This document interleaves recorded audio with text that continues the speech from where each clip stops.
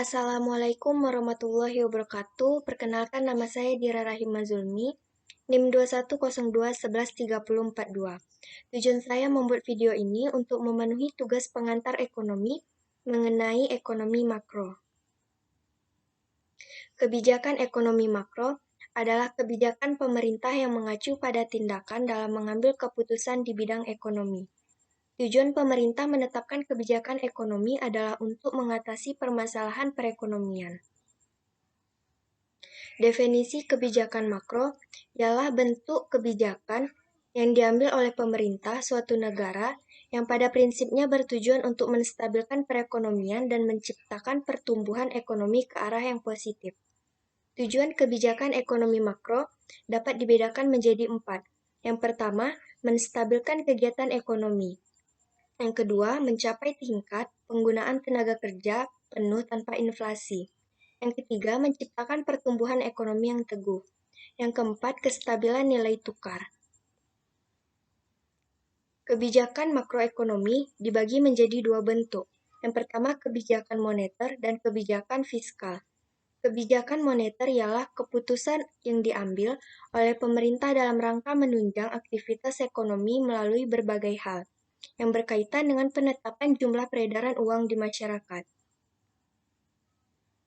Tujuan kebijakan moneter, sebagaimana yang dijelaskan dalam Undang-Undang Nomor 3 Tahun 2004 tentang Kebijakan Moneter Bank Indonesia, tujuan kebijakan moneter yang utama yakni menjaga kestabilan nilai rupiah. Tujuan kebijakan moneter lainnya yaitu menjamin stabilitas ekonomi, mengendalikan inflasi, meningkatkan lapangan pekerjaan, dan lainnya. Jenis-jenis kebijakan moneter. Dalam mengambil keputusan terkait peredaran uang, Bank Indonesia menggunakan dua jenis kebijakan moneter. Yang pertama, kebijakan moneter ekspansif, yaitu yang melakukan pengelolaan dan pengaturan peredaran uang dalam aktivitas ekonomi disebut sebagai kebijakan moneter ekspansif. Yang kedua, kebijakan moneter kontraktif, yaitu di mana kebijakan diambil sebagai langkah mengurangi peredaran uang di masyarakat saat terjadi inflasi. Selanjutnya ada kebijakan fiskal, yaitu suatu kebijakan ekonomi dalam rangka mengarahkan kondisi perekonomian untuk menjadi lebih baik dengan jalan mengubah penerimaan dan pengeluaran pemerintah. Tujuan kebijakan fiskal yang pertama yaitu menjaga dan mengembangkan perekonomian negara, meningkatkan kualitas SDM, menjaga stabilitas harga barang, dan mendorong investasi. Jenis-jenis kebijakan fiskal dibagi menjadi 3. Yang pertama dari segi teoretis, yaitu kebijakan fiskal fungsional, yaitu kebijakan yang diambil demi meningkatkan kualitas ekonomi secara makro. Selanjutnya ada kebijakan fiskal disengaja, yaitu kebijakan memanipulasi anggaran negara. Selanjutnya ada kebijakan fiskal tak disengaja, yaitu kebijakan berupa penetapan keputusan untuk melindungi stabilitas ekonomi. Yang kedua ada dari segi penerapan dibagi menjadi 2. Yang pertama kebijakan fiskal ekspansif, yaitu kebijakan yang diambil pemerintah saat ekonomi melemah dengan menaikkan anggaran belanja serta menurunkan pajak. Sedangkan kebijakan fiskal kontraktif, yaitu menurunkan belanja pemerintah dan menaikkan pajak. Yang ketiga, dari segi neraca pembayaran, ada kebijakan fiskal seimbang yang berfungsi agar negara tidak punya terlalu banyak hutang. Yang kedua, ada kebijakan fiskal surplus yang berfungsi demi mencegah terjadinya inflasi. Yang ketiga, ada kebijakan fiskal defisit. Ini berfungsi untuk mengatasi kekurangan pemasukan dibanding pengeluaran. Yang terakhir, ada kebijakan fiskal dinamis, yaitu kebijakan ekonomi yang diambil sewaktu-waktu saat negara membutuhkan. Perbedaan kebijakan fiskal dan moneter. Faktanya, dua kebijakan ini saling terintegrasi dan melengkapi satu sama lain, namun mereka mempunyai beberapa perbedaan. Yang pertama, dari segi pengambilan keputusan. Kebijakan fiskal adalah kebijakan yang diputuskan dan dikelola Kementerian Keuangan, sedangkan wewenang kebijakan moneter sepenuhnya ada pada Bank Indonesia. Perbedaan keduanya melalui segi tujuan. Kebijakan moneter bertujuan menjaga jumlah uang beredar di masyarakat, sedangkan kebijakan fiskal bertujuan untuk mengelola dan menjaga kesejahteraan sektor-sektor pelaku perputaran uang, mulai dari konsumen, pekerja, sampai pelaku usaha.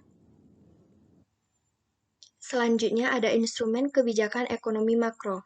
Instrumen kebijakan moneter. Yang pertama ada kebijakan diskonto. Merupakan instrumen kebijakan moneter yang mengukur melalui tingkat suku bunga bank. Selanjutnya ada operasi pasar terbuka. Selanjutnya ada kebijakan rasio cadangan wajib, yaitu saat Bank Indonesia ingin mengurangi cadangan kas uang bank, maka uang diedarkan di masyarakat melalui pinjaman. Yang keempat ada penetapan suku bunga acuan. Maka, Bank Indonesia memiliki wewenang dalam mengendalikan peredaran uang melalui suku bunga. Yang terakhir ada imbauan moral.